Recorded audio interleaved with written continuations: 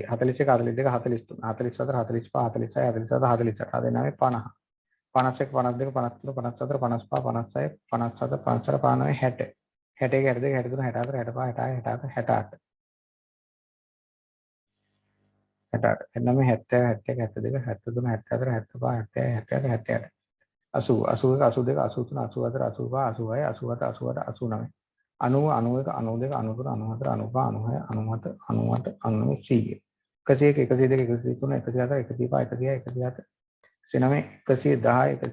110 111 12 13 15 වචන පහක් ඉතින් වැඩි මේගොල්ලෝ කියන සංඛ්‍යාවට අනුව 110කින් පමණ ලියන්න කියලා කියන්නේ පමණ කියලා කියනවා.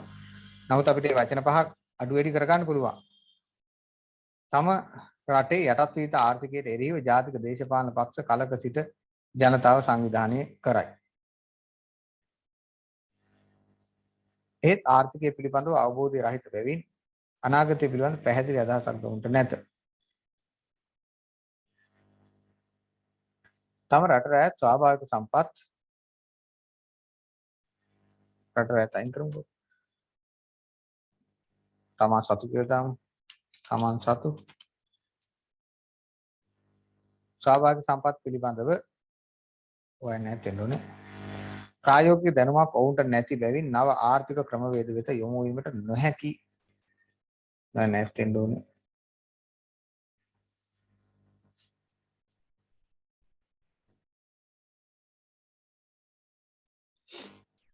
හරි. බලන්නකො මෙන්න මේ වාක්‍ය ගැලපෙන්නේ නැහැ මෙතන.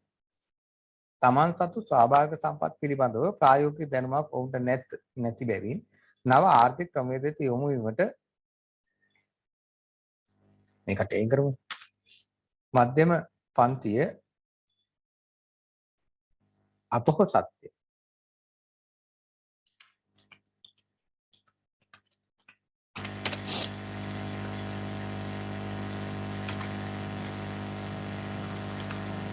බැවින් සාම්ප්‍රදායික කෘෂිකර්මයේ මෙදී සිටිති.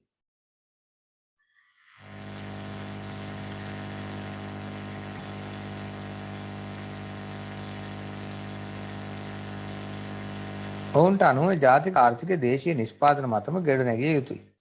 තම හැකියාවන්ට අවස්ථා ලැබුණ දේ ඉටු කර ගැනීමට මධ්‍යම පන්තිය අපොහොසත් විය. ඔවුන් කියලා දාමු. අපොහොසත් විය. එහි ප්‍රතිඵලය වූයේ ඔවුන් තාක්ෂණික ආර්ථිකයට යොමු වීමයි. එසේ වුවද කර්මාන්ත ආරම්භීමට මධ්‍යම පන්තිය අපොහොසත් බැවින් ශිල්පීන් කෙරෙහි විශ්වාසය තබයි. තාක්ෂණික ආර්ථිකයකට ගියාට කර්මාන්ත ආරම්භන්න බැරි වුණාලු. කියනවා මධ්‍යම පන්තිය ශිල්පීන් අරා ධනවත් වී. අඩු කරන්නේ කොහෙද? වචන පහක් කොහෙන් හරි කපා ගන්න තිබුණා වඩා සුදුසුයි. මේගොල්ලෝ 110කින් පමණ කියලා කියන්නේ. පමණ කියන වචනේ තියෙන නිසා අපිට පොඩි බේරිලා තියෙනවා. නමුත් තම රටේ යටත් විජිත ආර්ථිකයට එරෙහිව ජාතික දේශපාලන පක්ෂ කලක සිට ජනතාව සංවිධානය කරයි. ජාතික ඕනේ යටත් විජිත ආර්ථිකය තම රටේ කියලා අයින් කරමු. යටත් විජිත ආර්ථිකයට එරෙහිව ජාතික දේශපාලන පක්ෂ ජනතාව සංවිධානය කර දෙන්න කැපිලා ඉතින් පහ.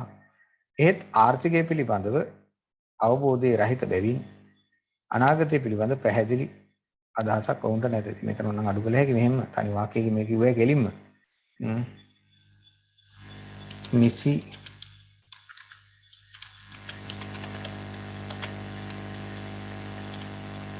කොහොමද තිබුණේ ඒක?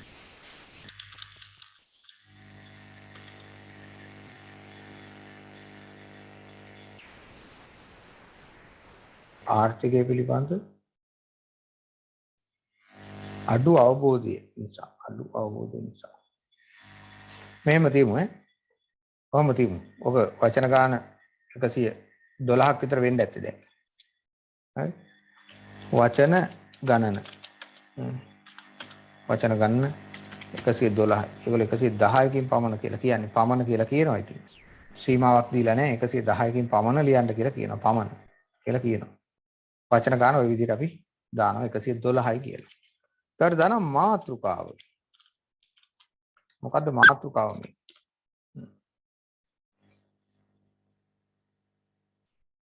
මේ කතා කරන්නේ මධ්‍යම පන්තියනේ මධ්‍යම පාන්තික ආර්ථික ලක්ෂණ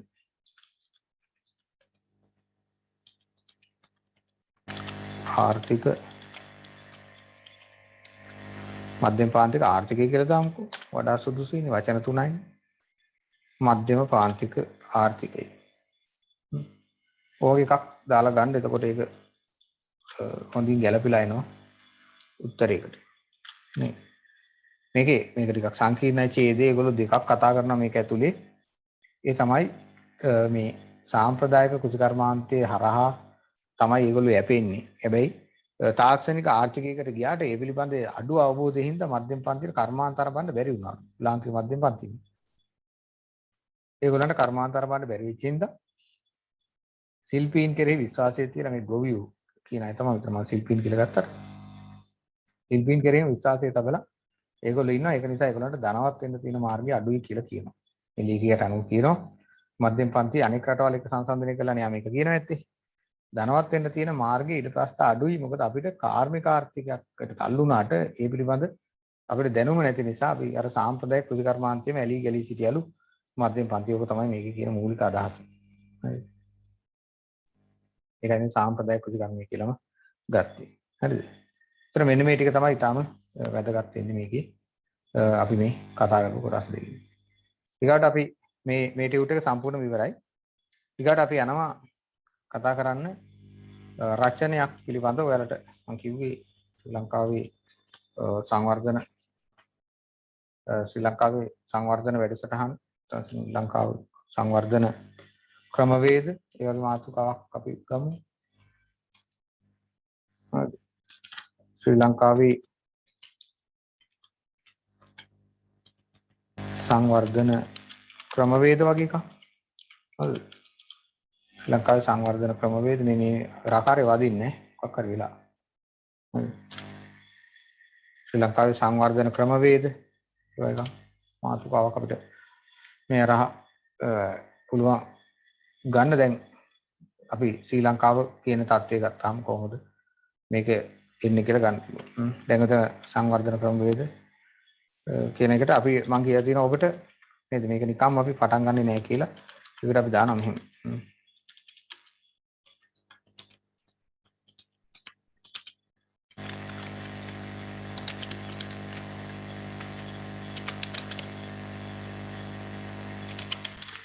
දහසක් මහා වැව් බැන්දේ නුඹයි පුතේ සීගිරි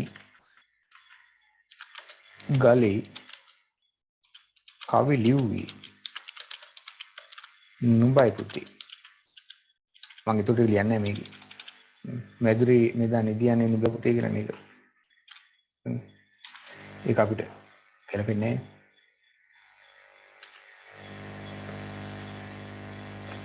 අතීත නැතනම් මම පුරාතන ශ්‍රී ලංකාවේ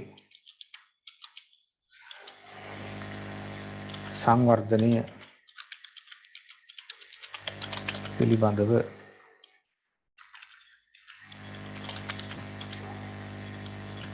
සංවර්ධනය පිළිබඳව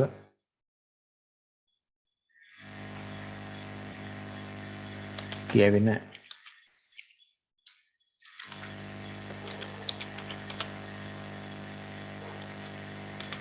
මෙම ගීත කොටස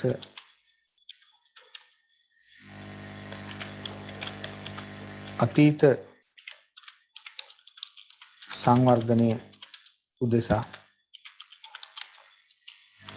ලාංකිකයාගේ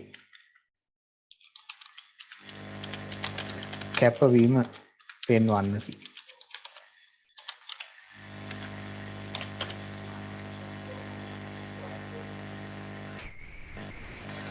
ඒක අපිට මූලිකව ගන්න පුළුවන් නේද? ඕක තමයි අපි හරය ලෙස එතකොට මෙතනදී අරගෙන ඉන්නේ. මූලිකව මේක පෙන්වනවා කියලා කියනවා. සංවර්ධන කාර්යෙහිදී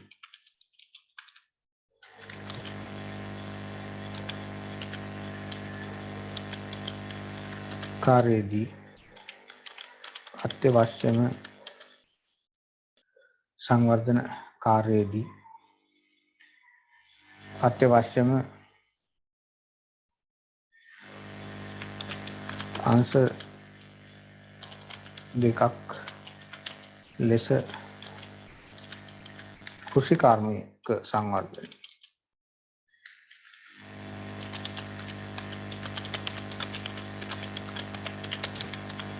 මෙන්ම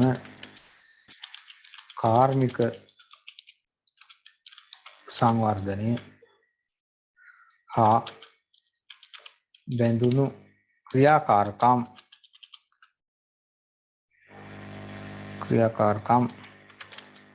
රැසක් සියල්ලක්ම කියලා ගමු. සියල්ලක්ම එකිනෙකට බද්ධ වූ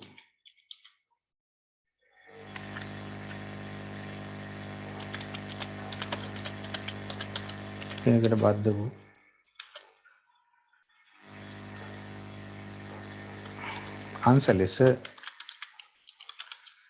ගත හැකිය.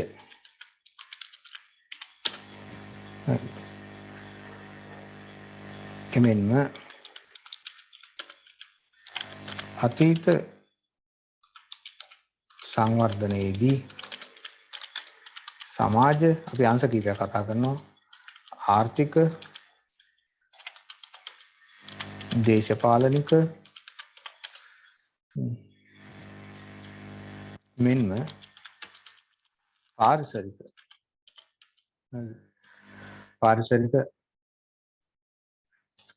සංවර්ධනය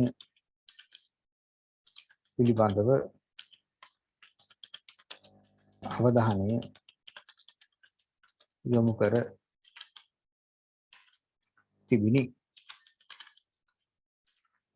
මුදේනේ කියලා නැති දෙකට බලමු. එමෙන්ම අතේ සමාජයේ සමාජ ආර්ථික දේශපාලනික නික මෙන්ම පාරිසරික සංවර්ධනය පිළිබඳව අවධානය යොමු කරන්න. ඒක ගන්න පුළුවන්. එහෙත් පසුකාලීනව විවෘත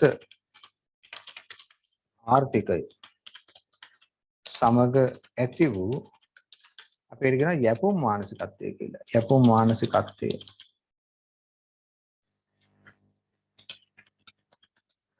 මානසිකත්වයේ හේතුවෙන් ස්වාධීන බව වෙනුවට ඒ විරුද්ධාර්ථය කියන්නේ පරාදීන සංවර්ධිත රාමුවකට ලාංකිකයා යොමු වීම ගැටලුවකි. උන් අපේ පළවෙනි ඡේදයේදී අපි කතා කළා මේ ඇති වෙලා තියෙන තත්ත්වය පිළිබඳව. දැන් ලියන අපි අධිරාජ්‍යවාදී යුගය තුල ප්‍රධාන වශයෙන් අපි කතා කරන එක නේද? මුදල යනු සංවර්ධනය මැනිය හැකි සාධකයක් බවට පත්වීම හේතුවෙන් ඉහත සංවර්ධිත ආකෘති ඉක්මවා යමි.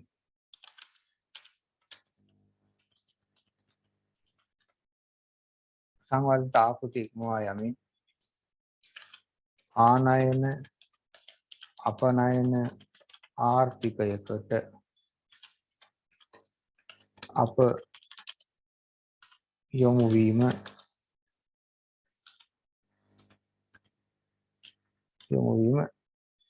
එදාටත් වඩා අද ගැටලුකාරී වී ඇති බව පෙනේ. හරි. හරි.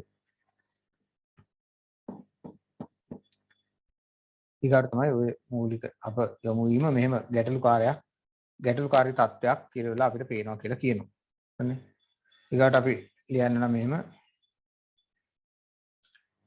එබැවින්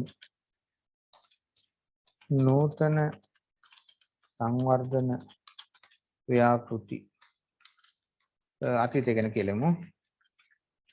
එබැවින්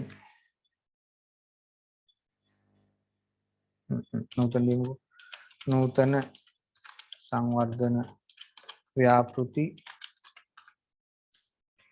හා එහි ඵලදායීත්වය පිළිබඳව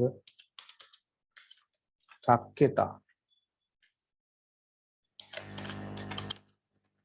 මැනීමේදී අතීත ව්‍යාපෘති අරමුණු මෙන් ඒවා ඵලදායී වී ඇද්ද යන්න අපට ගැටලුවකි. අපිට ඒක ගැටලුවක් කියලා කියනවා. යටත් විජිත සමයේදී රුචේදරෙන් නම් යටත් විජිත සමයේදී පවා සංවර්ධන වැඩසටහන් ක්‍රියාත්මක වූ අතර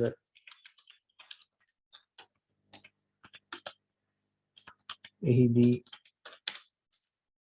ප්‍රමුඛතාව ඔය ප්‍රමුඛ ලියවෙන විදිය මගේ ප්‍රමුඛතාව ලබා දී තිබුයේ මොනවද? කෘෂි සංවර්ධනයට අත්‍යවශ්‍ය වැව් අමුණු ප්‍රතිසංස්කරණය සඳහාය.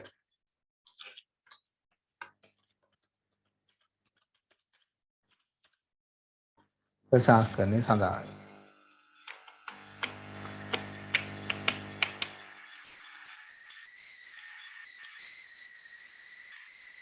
අත්‍යවශ්‍ය කියලා මේ වැදගත් දෙන්නේ. අත්‍යවශ්‍ය වැව් අමුණු ප්‍රතිසංස්කරණය සඳහාය. එය ගොවීන්ගෙන් බදු මුදල් ලෙස නැවත යටත් විජිතවාදීන් අය කර ගත්තද එහි ප්‍රතිලාභ අතීත ලාංකිකයා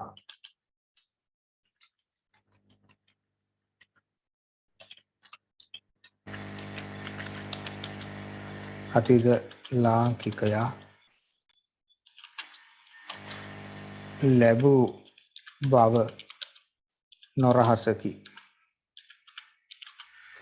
ලාංකිකයා විසින් කියලා දාන්න වෙනවා බව කියලා දාපු නිසා.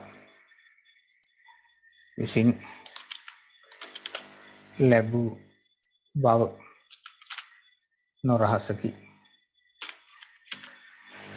නිදහසින් පසු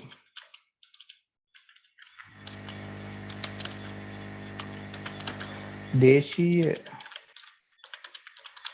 ආර්ථික වැඩපිළිවෙලක් මගින් ආර්ථික සංවර්ධනය ලද හැකි බව ළඟා කරගත හැකි බව සිතුවද කලක් යාමට මත්තෙන්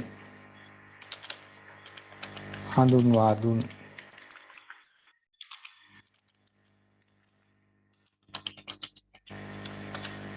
විවෘත ආර්ථිකය හේතුවෙන් ව්‍යර්ථ විය.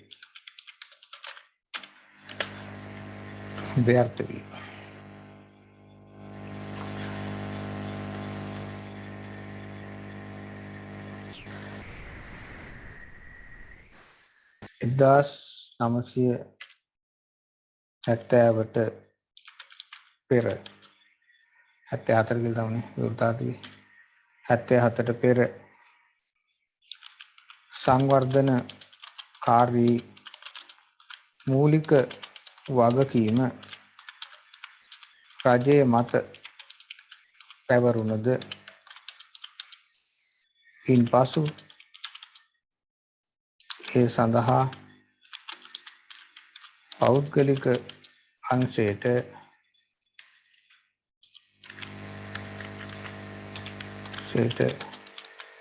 වැඩි දායකත්වයක් වැඩි වගකීමක් පැවරිණි. හරිද? දැන් ඔන්න පෞද්ගලික අංශයටලු දුන්නේ. ඒකේ වගකීම් ප්‍රධාන වශයෙන් නේ.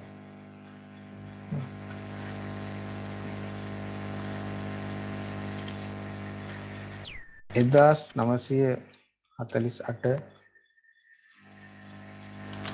පසුව 1970 දක්වා පැවති යුගය තුල මෙන්ම 1977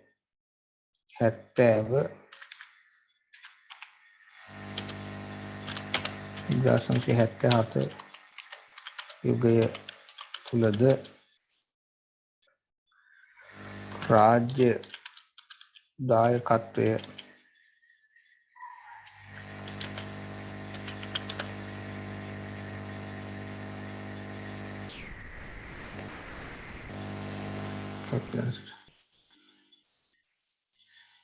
මේක මේ උඩට ගන්නවා.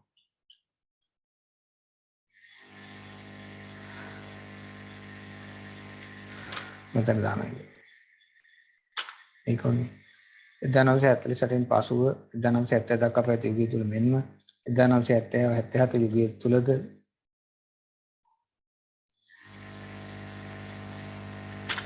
සංවර්ධනකාරී මූලික වගකීම දැන්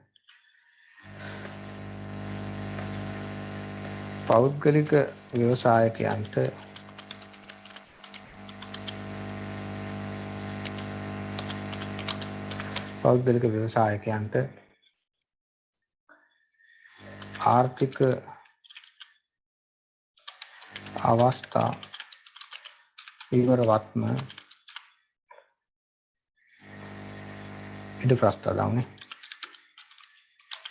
ඉඩ ප්‍රස්තාව විවරවත්ම මොකද වෙන්නේ? විවර වූද දේශීය ආර්ථිකය සංවර්ධනය සඳහා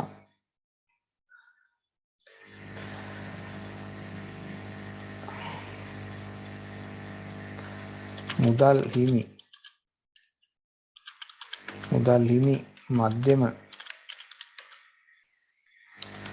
පන්තියක් දේශීයව වර්ධනය වීමට ආර්ථික නැත්නම් මෙරට අර්ථ ක්‍රමය කියන්නේ ආර්ථිකද අර්ථ ක්‍රමය මත ඉඩ නොලැබීම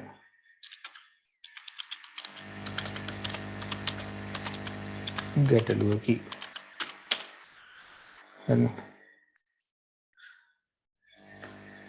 ඒ අනුව තව දුරටත් යැපුම් මානසිකත්වයක්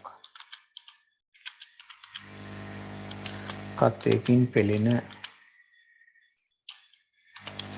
ජනතාවක්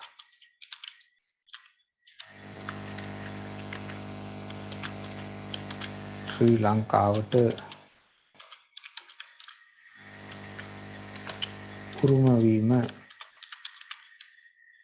පුරුම විය.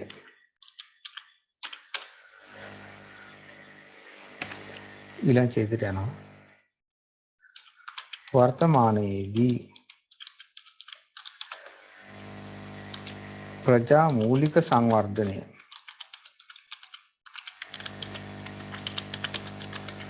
වෙනුවට නිලධාරී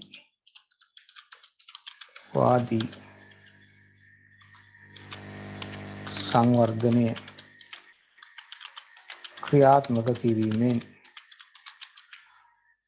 අප වර්තමානයේ වන විට අවශ්‍යතා වෙනුවට අනවශ්‍ය දී ගොඩ ගැසූ ජාතියක් බවට පත්ව ඇත. ඔන්න වෙලා තියෙන දේ.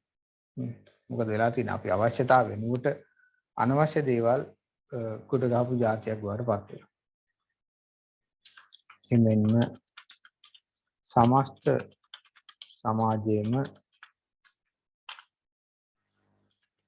සමාජයේම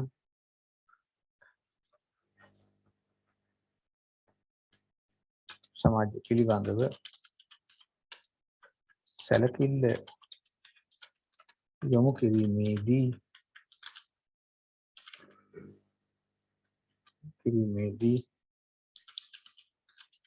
සංවර්ධන වැඩසටහන් වල එසේ ක්‍රියාත්මක කරලා දානවා. එසේ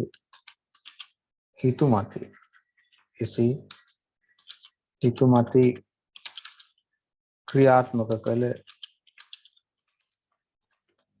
සංවර්ධන වැඩසටහන් වල මොකද වෙලා තියෙන්නේ? සංවර්ධන වැඩසටහන් වල ප්‍රයෝජන අපට නොලැබී යාම අරුමයක් ඒ නොසැලකිය හැකිය. ඒ කියන්නේ එහෙම වෙච්ච එක සාධාරණයි කියලා කියන්නේ. මිනිසුන්ගේ අවශ්‍යතාව නෙවෙයි ඉටුකර නේ. ඒ අනුව ඉවර කරන්න යන්නේ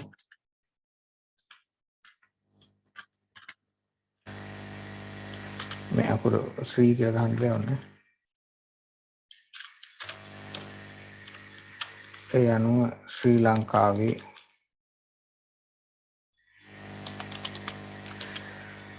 සංවර්ධන වැඩසටහන් මගින්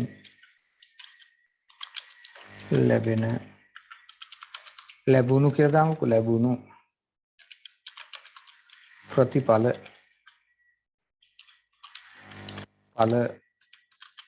රහිත වී ඇත. ඉදිරියට හෝ මෙවැනි අත්නෝමතික සංවර්ධන අවස්ථා වෙනුවට අවශ්‍ය සංවර්ධන ව්‍යාපෘති හඳුනා ගැනීමට ප්‍රජා මූලික ජන සභාවන් හරහා තොරතුරු ලබා ගත යුතු බවත් එම මූලික දත්ත මත ඉදිරි සංවර්ධන ක්‍රියාමාර්ග සැලසුම් කළ යුතු බවත් සැලසුම් කිරීමෙන් වඩාත් ඵලදායී සංවර්ධන මාවතකට අවතීර්ණ විය හැකිය.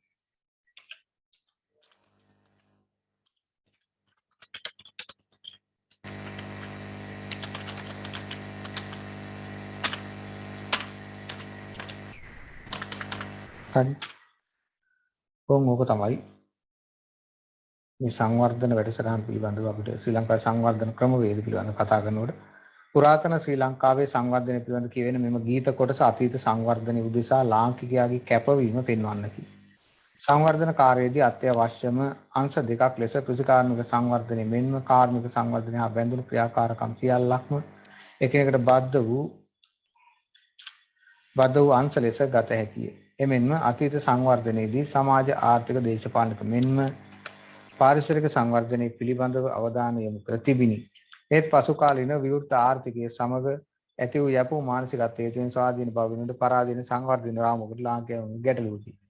අධිරාජ්‍යවාදී යුගය තුල මුදල යනු සංවර්ධනයේ මැනිය හැකි සාධකයක් බවට පත්වීම හේතුවෙන් ඉහත සංවර්ධිත ආකෘති ඉක්මවා යමින් ආනයන අපනයන ආර්ථිකයට අප යොමු වීම එදාටත් වඩා අද ගැටලුකාරී වී ඇත.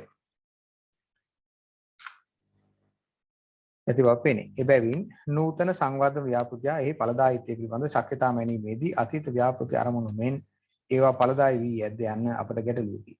යටත් විවිධ සමයේදී පවා සංවර්ධන වැඩසටහන් ක්‍රියාත්මක වූ අතර එහිදී ප්‍රමුඛතාව ලබා දී තිබුණේ කෘෂි සංවර්ධනයට අත්‍යවශ්‍ය ක්‍රියාව අනුප්‍රසංස්කරණය සඳහායි. ඒ ගොවීන්ගෙන් බදු මුදල් ලෙස නැවත යටත් විවාදීන් අය කරගත් දෙහි ප්‍රතිලාභ අතීත ලාංකිකයා විසින් ලැබූ බව නොරහසකි. නිදහසින් පසු දේශීය ආර්ථික වැඩපිළිවෙලක් මගින් ආර්ථික සංවර්ධනය ළඟා කර ඇති බව සිතුවද කලක් යාමට මත්තෙන් හඳුන්වා දුන් විවෘත ආර්ථික හේතුවෙන් ඒ ව්‍යර්ථ වී 1940 පසු 1970 දක්වා පැවති යුගය තුල මෙන්ම 1970-1977 යුගය තුලද සංවර්ධන කාර්යයේ මූලික වගකීම රජයේ මත පැවරුණද ඉන්පසු ඒ සඳහා පෞද්ගලික අංශයට වැඩි වගකීමක් පැවරිණි. පෞද්ගලික ව්‍යවසායකයන්ට ආර්ථික ඉඩ ප්‍රස්තාව විවර වුවද දේශීය ආර්ථිකයේ සංවර්ධනය සඳහා මුදල් හිමි මධ්‍යම පන්තිය දේශීය වර්ධනයේ වීමට මෙරට අර්ථ ක්‍රමයේ මත ඉඩ නොලැබීම ගැටලුවකි. ඒ අනුව තවදුරටත් යැපූ මානසිකත්වයෙන් පෙළෙන ජනතාව ශ්‍රී ලංකාවට උරුම වී වර්තමානයේදී ප්‍රජා මූලික සංවර්ධනයට නිලධාරීවාදී සංවර්ධනයේ ක්‍රියාත්මක කිරීමෙන්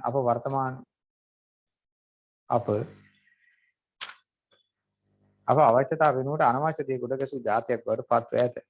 එමෙන්ම සමස්ත වෙනුවට අනවශ්‍ය දේ ගොඩ ගැසූ ඛේදනීය ජාතිය ඉරණමට අප අත්ව ඇත. ඒ වගේ ලියන්න පුළුවන්.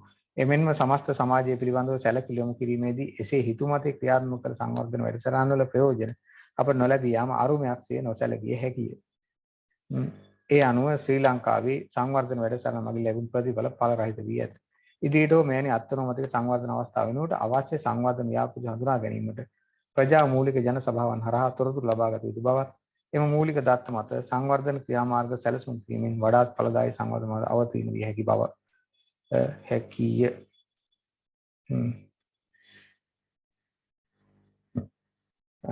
ඒවල අපිට ලියන්න පුළුවන්.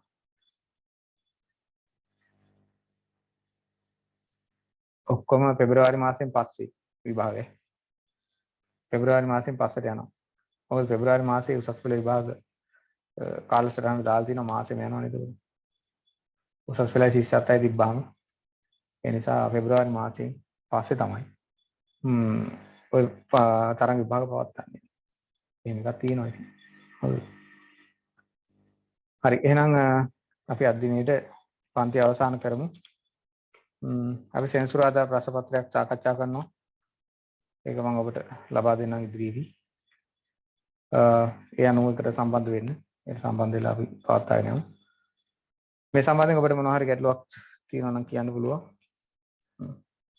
ඒක නැද්ද? හොඳයි. එහෙනම් මම මේක PDF එකක් දාන්න.